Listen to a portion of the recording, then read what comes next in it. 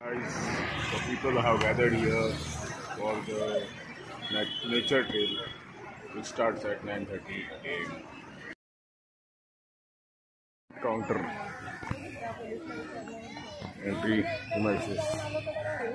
हे भाऊसाहेब दाजी लाड संग्रहालय म्युझियम आहे.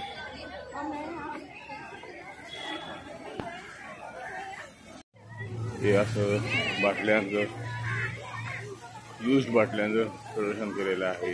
And water flow Mumbai botanical उद्यान हे एंट्री पॉइंट आहे.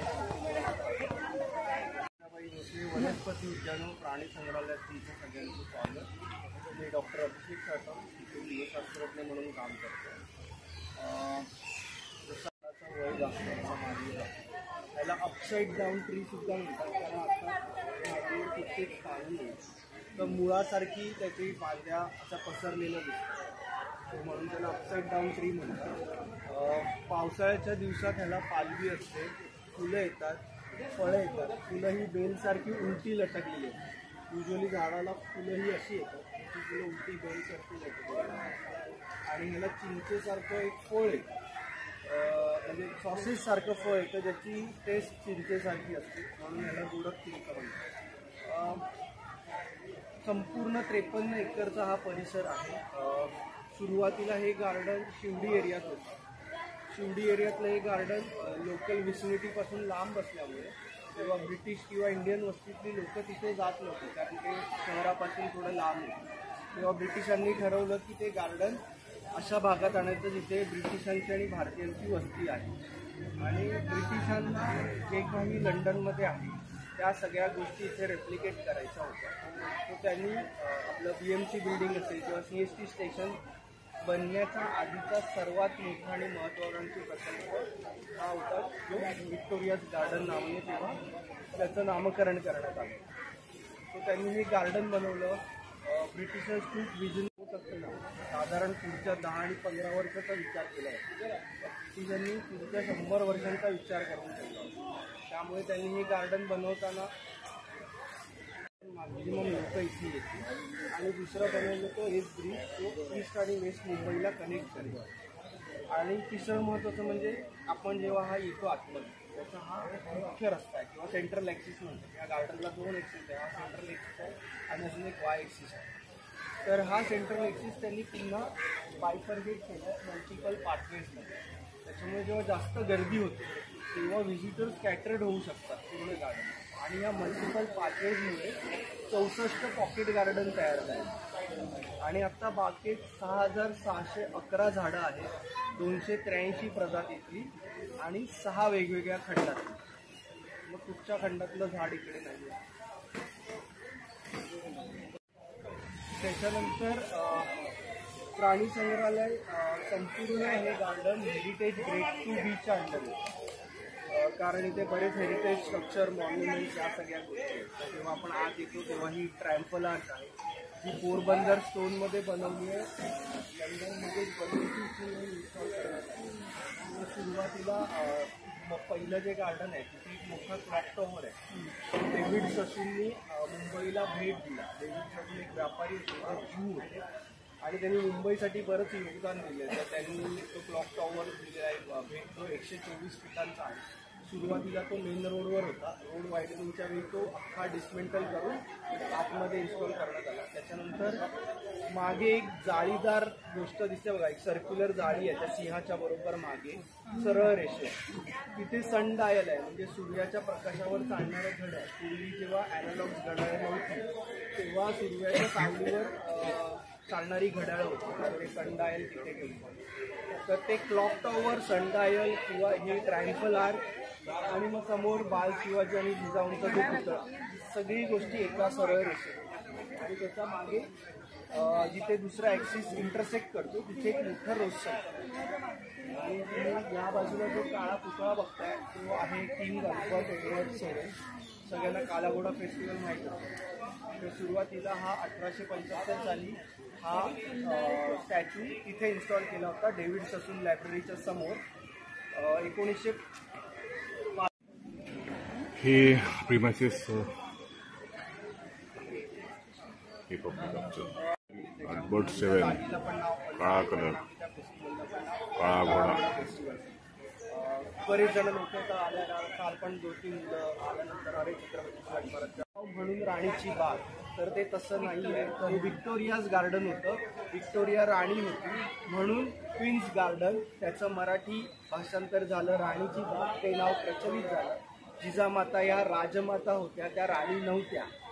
सो कारण रिपोर्टर्स पण जेव्हा विचारतात तेव्हा त्यांचा असा इतिहास आहे का की तुम्ही हा साधा बेसिक इतिहास जर समजू शकला नाही तर मग कसं व्हायचं. तर ह्या पण शिक्षक हे सांगायला विचारतात की ती शैक्षणिक सहल आहे.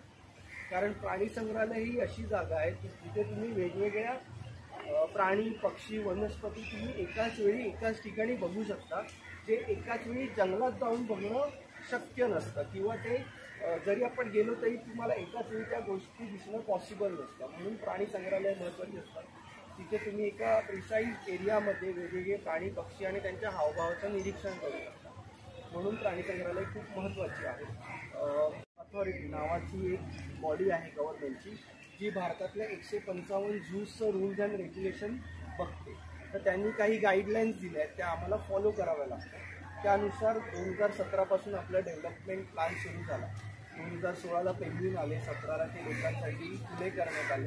त्याच्याबद्दल आपण जेव्हा पेंग्विन बघायला जाऊ सांगितलं. पण आता जे काही नवीन एक्झिबिट्स बनवले, तर आत्ता आपण पहिलं ना बाकी गोष्टी बघण्याआधी आपण स्लॉथ बेअरवर जाऊया. Trail has started. Keep tuned for the information.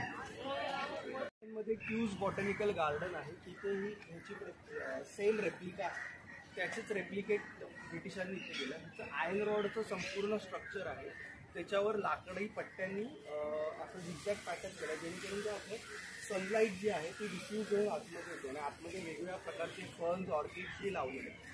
Payable स्टोनचा walkway, fountain अशा गोष्टी ह्या सगळ्यामध्ये आतमध्ये आहेत.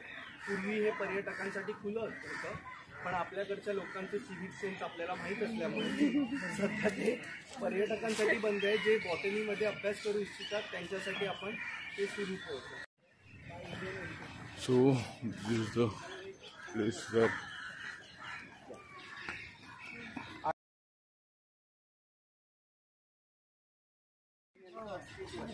कारण एशियाटिक लायन बाकी कुठेच नाही आहे जगात.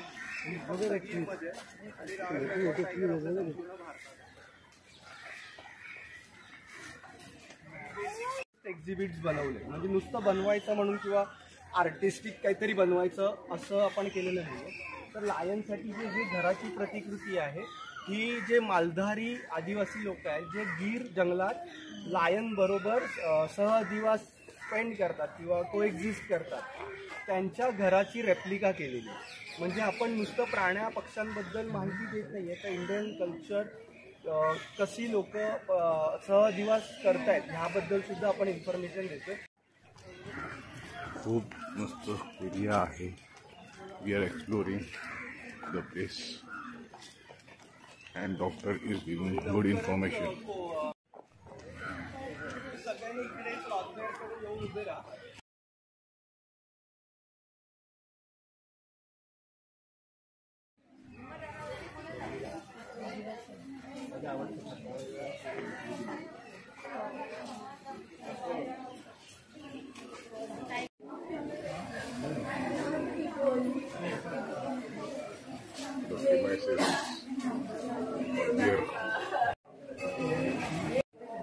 The preparation food.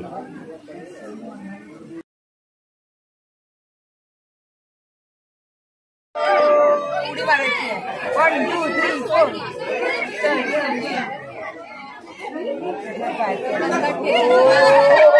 किती छान आहे.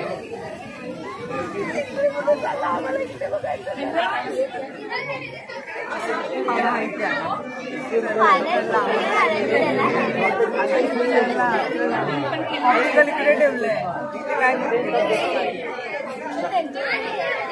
लावलंय ना. हे तो तिकडनं जवळनं दिसतो. काय आता येणार नाही.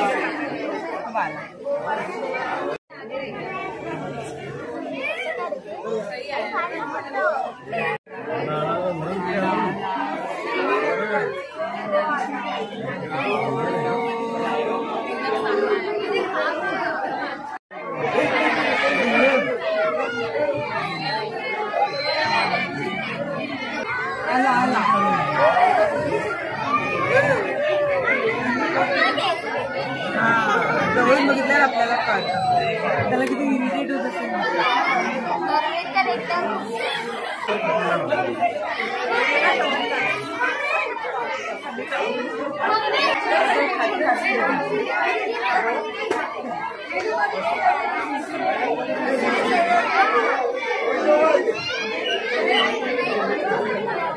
आपल्याला आयडिया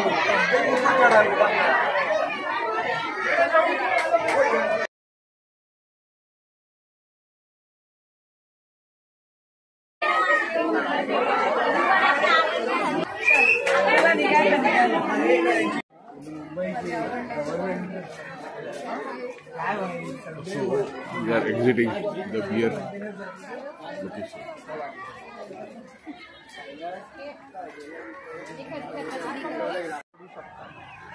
जरी त्याचं नाव स्लॉथ बेअर असलं तरी हे स्लॉथ नावाचा जो दुसरा प्राणी आहे जो खूप स्लो चालतो, त्याच्या नखांसारखी ह्याची नखं असल्यामुळे फक्त स्लॉथ बेअर नाव आहे. ते खूप उत्तमरित्या फास्ट पळू पण शकतं आणि झाडावर पण चढू शकतं. सो म्हणून ह्या संपूर्ण एक्झिबिटला तुम्ही बघा इथे इलेक्ट्रिक फेन्सिंग केलेलं आहे. ओके, आणि हे आता जर थोड्या वेळाने इथे जे मेल फिमेल आहे त्याचं नाव आहे शिवा आणि शिवानी. तर जो शिवा मेल आहे त्याचा रेग्युलर 10:30 पावणे 11ला तो ह्या झाडावर चढतो आणि या झाडाचा व्ही झालेला जिथे दिसतोय ना तिथे बाईकवर बसतात तसा बसतो आणि तिथे तो झोपतो किंवा तिथे तो तिथून लोकांना बघतो वरून आणि दुपारी 3:30-4च्या दरम्यान तो उतरतो. जर तो झाडावर चढत असेल तर आपण जाऊन बघू कसं अस्वल किंवा ह्या सगळ्या गोष्टी तुम्हाला जंगलात बघायलाच मिळतील असं नाही, पण तिकडे या गोष्टी तुम्हाला रेग्युलर बघायला मिळतील. दुसरं महत्त्वाचं म्हणजे जसं मी सुरुवातीला सांगितलेलं प्राणी संग्रहालयातलं पूर्वीचं जे रूप होतं ते खूप वेगळं होतं. हे पूर्वीचं जुनं अस्वलाचं एक्झिबिट जिथे आपण माझ्या लहानपणी पण मी अस्वलं इथे फिरताना पाहिजे. पण आत्ता जे काचेचं केलं आहे त्याच्यामुळे 2 महत्त्वाच्या गोष्टी प्राण्यांच्या दृष्टीने महत्त्वाच्या आहेत. एकतर ते साऊंड प्रूफ आणि बुलेट प्रूफ आहे. मुळात इंटरनॅशनल कॉलेज स्कूल जे येतात त्याचे शिक्षक पण वाघ बघितल्यावर शिक्षकच स्वतः ओरडतात. तर मुलांबद्दल आपण काही बोलूच शकत नाही. तर हा थोडा सेन्स पाहिजे की प्राणी संग्रहालयात आल्यावर प्राणी कसे बघायचे किंवा कसं ऑब्झर्व करायचं. पण त्यासाठी आम्ही एक वेगळी प्रोव्हिजन केले की काचात साऊंड प्रूफ केले. दुसरं महत्त्वाचं काच असल्यामुळे माणूस आणि प्राण्यांमधलं अंतर कमी झालं आहे. पण माणसं जी दगडमार खायला जे टीज करायची त्या संपूर्ण गोष्टी बंद झाल्या आणि काच असल्यामुळे वाघासारखा सुद्धा मोठा प्राणी तुम्हाला अगदी तुमच्या जवळ दिसतो. मध्ये प्रत्येक प्राण्याला किंवा प्रत्येक स्पीशीजला केवढी जागा द्यावी याचे नियम आहेत. त्याच्यापेक्षा जास्त तुम्ही देऊ शकता. समजा 2 अस्वल ठेवायचे तर समजा 1000 स्क्वेअर फूटची जागा हवी आहे तर तेवढी मिनिमम देणं भाग आहे. त्याच्यापेक्षा जास्त जागा असेल तर तुम्ही देऊ शकता. प्लस जशी मचाण बनवली आहे किंवा मध्ये तो लाकडाचा बॉल लावला आहे तर ह्या सगळ्या त्यांच्या फिजिकल ॲक्टिव्हिटीजसाठी हा फिजिकल एनरिचमेंट आहे. इव्हन तिथे तो आता सध्या तो शॉवर बंद आहे, तिथे एक सेन्सर शॉवर आहे. अस्वल त्याच्या खाली गेलं की डायरेक्ट शॉवर चालू होतो. हां, सो ह्या सगळ्या जेवढ्या नवीन टेक्नॉलॉजी वापरता येईल किंवा नवीन गोष्टी प्राण्यांसाठी करता फांद्या आहेत त्या पडायला लागतात आणि त्या पर्यटकांना त्रास होऊ नये म्हणून त्याच्या फांद्या आपण ट्रिम केलेल्या आहेत. BMH आणि ते जेव्हा सू करतात रेन ट्री पडण्यासारखं वाटतं म्हणून या झाडांना best tree of Mumbai. Plus या झाडाची कारण प्रोजेक्ट टायगर सुरू झाला रणथंबोरमधून लोकांना रणथंबोरच्या त्या फोर्टवर जाऊन वाघ बघण्याचं खूप फॅसिनेशन असतं आणि आत्ता भारतात सगळ्यात फेमस नॅशनल पार्क रणथंबोर आहे. खूप फॉरेनर्स येतात. त्याच्यानंतर तिथे एक छोटी छत्री नावाचं स्ट्रक्चर आहे संपूर्णपणे काचा लावलेला आहे. सुंदरबनला आपण वाघ पोहताना बघू शकतो पण आपण बोटमध्ये असतो आणि वाघ पाण्यावर कसा पोहतो पण त्याची खरी मोमेंट पॉची ही पाण्याखाली असते जी आपण बघू शकत नाही ती तुम्ही इथे बघू शकता कारण संपूर्ण टँकला काच आहे आणि जेव्हा तो उतरतो तो पॉ त्याचे कसे मारतो. कारण tiger is the only species cat फॅमिलीमधली की त्यांना पाणी प्रचंड आवडतं, पाण्यात पोहायला आवडतं. सो तो एक वेगळा एक्सपिरियन्स आहे. Tiger territory.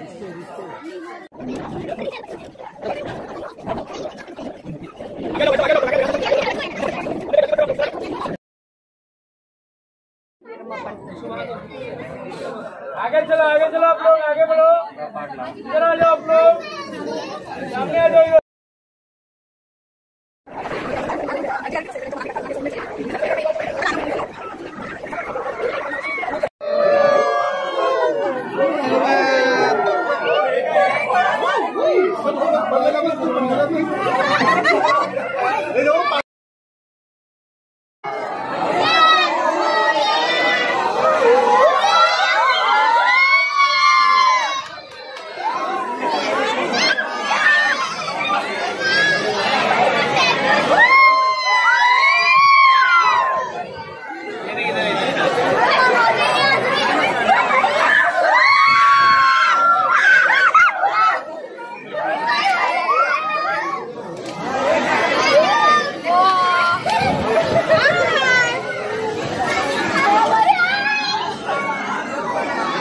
टाइगर जिंदा है.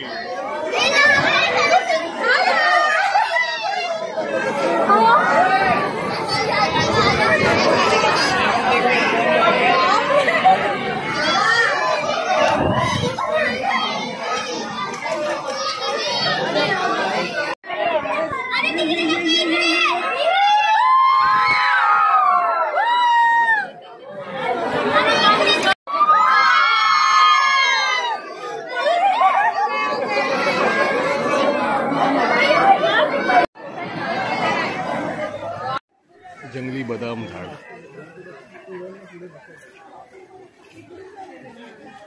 पालव म्हणतात. हे कोन शेपमध्ये पण असतं आणि स्प्रेडिंगमध्ये. मागच्या इथे स्प्रेडिंग आहे आणि हे कोन शेपमध्ये. Cone shape. हा ड्रुपिंग आणि स्प्रेडिंग असे दोन त्याच्या व्हरायटीज आहेत.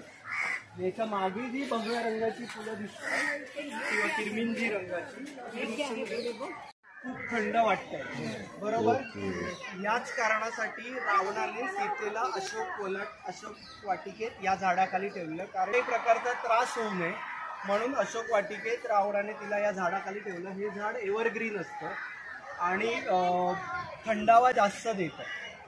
कुठल्याही प्रकारचा शोक नाही म्हणून तो अशोक. औषध कशापासून बनवतात? ह्याच्यापासून असतं? हो. शोक.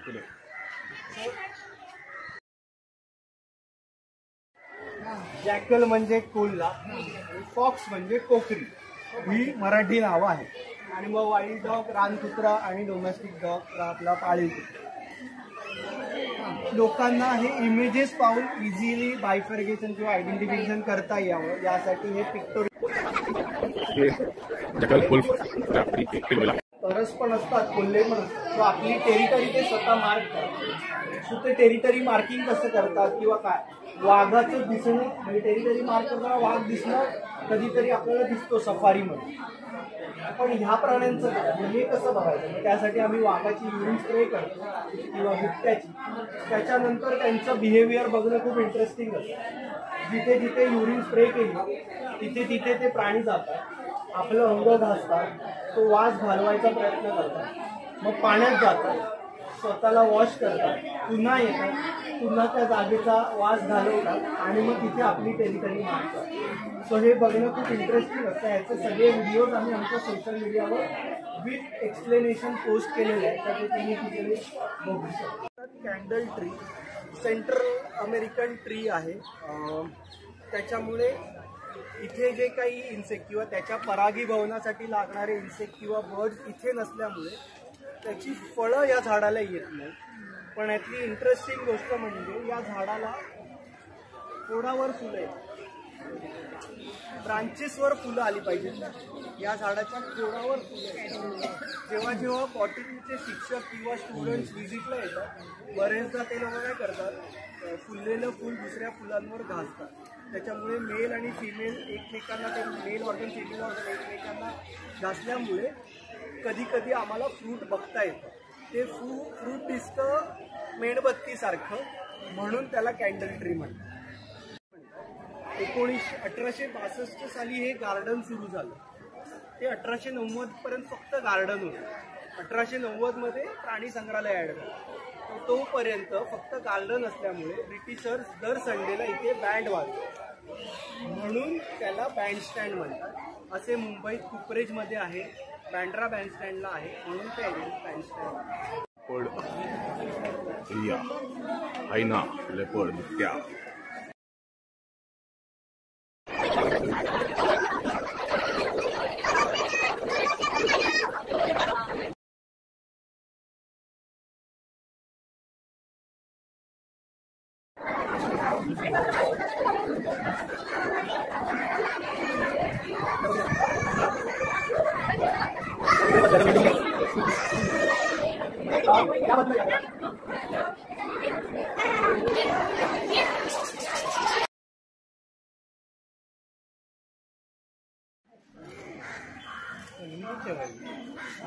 very well maintained zoo, very well maintained,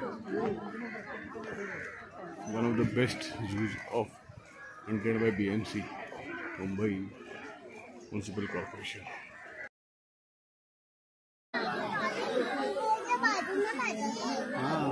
ती माणसं तिथं बसली काही नाही त्यांना त्रास, बिंदास बसली.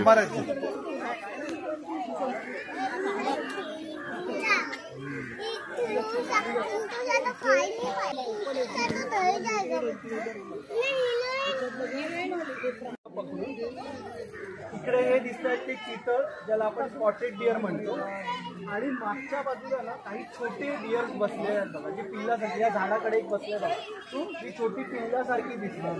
इकडे या हे ते दोघं जण बसले, तर चितळ त्याच्या मागे एक बसलाय, त्याला बार्किंग डिअर म्हणतात. बार्किंग डिअर यासाठी किंवा जंगलात किंवा वाघ बिबट्या सिंह येतो तेव्हा बार्किंग डिअर एक विशिष्ट आवाज काढतात आणि बाकी हर्बिव्हर प्राण्यांना अलार्म कॉल देतात, तर ते एका प्रकारे ओरडतात, म्हणून त्याला बार्किंग डिअर म्हणतात. जो सेकंड स्मॉलेस्ट डिअर आहे इंडियामध्ये. लोकांना वाटतं ती पिल्लं आहेत, तर ती पिल्लं नसून ते एडल्ट्स आहेत. बेकर सांबर डिअर, स्मॉल डिअर, मराठीमध्ये डिअरला सारंग. ते आम्ही जर आम्हाला गरज वाटत आम्हाला काही इज द पब्लिक और संडे पर्यावरण दक्षता मंडळ या ग्रुपमध्ये मी आलेलो आहे.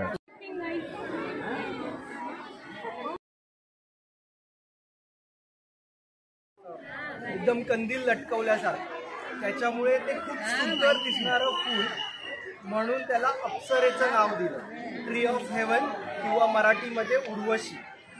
आत्ता गेल्या महिन्यापर्यंत याला फ्लावरिंग होतं. हे ह्या बागेत त्याची 3 की 4 झाडं आहेत आणि मग डायरेक्ट मुंबई युनिव्हर्सिटीमध्ये फोर्टमध्ये, बाकी मुंबईत कुठेच याची झाडं नाही. त्याच्यामुळे ते इथे इन्स्टॉल न करता तसं रस्त्यावर इन्स्टॉल केले. ते जर Flora fountain is installed at Fort, not here. It was going to be installed here. Walk at Baikara Zoo continuing.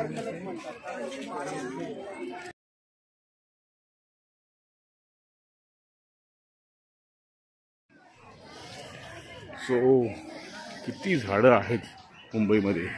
All are being preserved very carefully.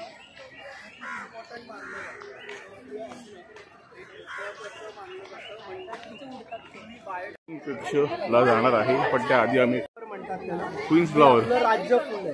हा, तामण म्हणतात, प्राईड ऑफ इंडिया म्हणतात, जारूळ म्हणतात त्याला मराठीमध्ये. Pride of India. आता हे flowering season मध्ये आहेत. ही दोन्ही बाजूची सेमच झाड आहेत. एक छोटा तामण आहे, एक मोठा तामण आहे, त्याच्यामुळे ती थोडी तुम्हाला वेगळी दिसेल फुलांचा कलर. आता आपण ऑडिटोरियम मध्ये जाऊया, पहिली फिल्म बघूया आणि मग आपण पेंग्विन बघूया. वाईल्ड आत्तापर्यंत त्याचे 7 एपिसोड झालेले आहेत. हे 7ही एपिसोड मराठीमध्ये आहेत आणि मराठीतल्या नामवंत सेलिब्रिटीजनी त्याचं व्हॉइस ओव्हर केलं आहे, जसं की उदय सबनीस आहे, सुकन्या मोने आहेत, त्याच्यानंतर मनीष सोपारकर जो बिग बॉसचा व्हॉइस आहे, अशा लोकांनी त्यांचं व्हॉइस ओव्हर केलं आहे. त्याचं आपण लवकरच हिंदी आणि इंग्लिश करतोय. हिंदी आणि इंग्लिशचं व्हॉइस ओव्हर विजय विक्रम सिंग करतायत, जे हिंदी बिग बॉसचा व्हॉइस आहे. ह्याच्यात आम्ही पहिला एपिसोड हा हिस्ट्रीवर केला आहे, कारण की लोकांना राणीबागेची हिस्ट्रीच माहीत नव्हती.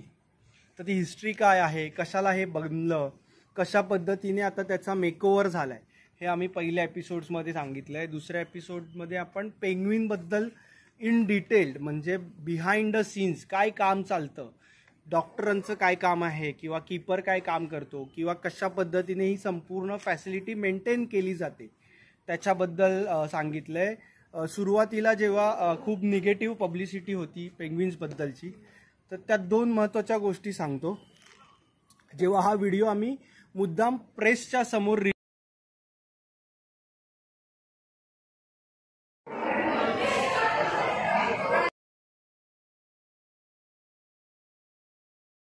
Birds paradise. So entering into this place.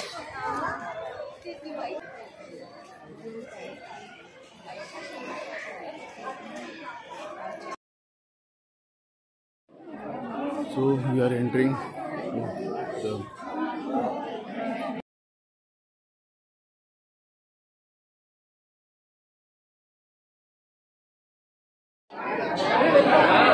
pot.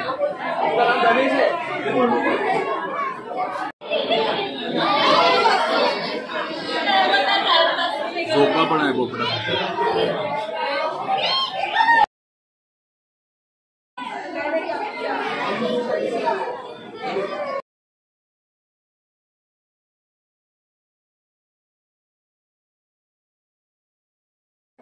Stainless स्टीलचं काम आहे. वर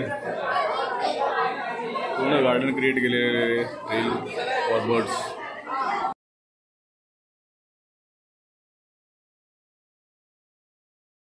बॉटनिक गार्डन, हॉट मेस्प्रायझिंग एरिया.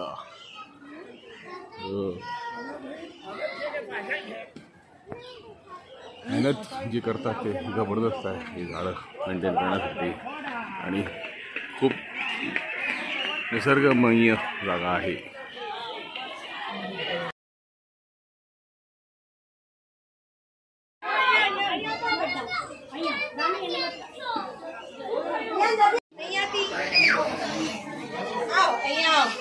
जो मुंडी बाहेर काढायची मग.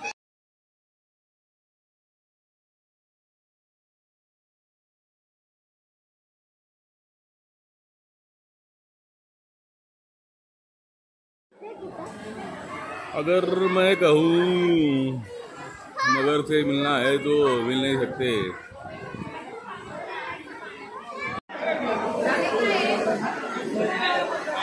डेकोरेशन बघा काय मस्त केलेलं आहे.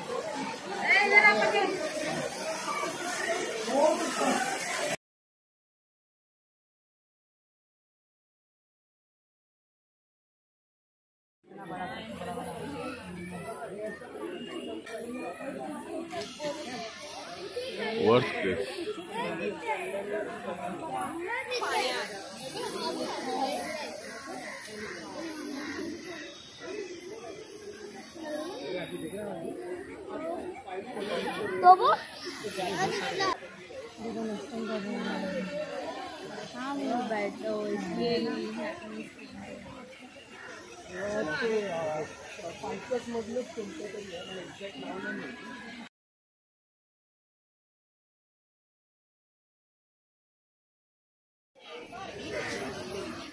Just to regulate their water, they does this activity.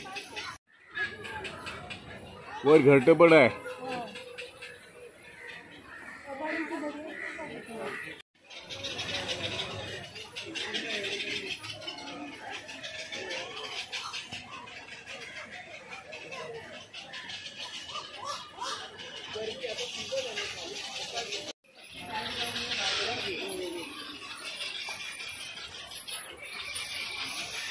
Well, this is the very beautiful area.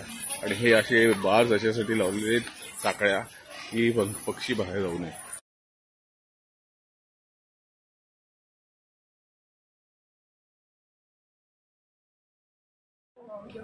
So this is the exit area and the Peninsula, Al Zumbar. Plant त्या ट्रीचं नाव आहे रोज ऑफ व्हेनेझुला.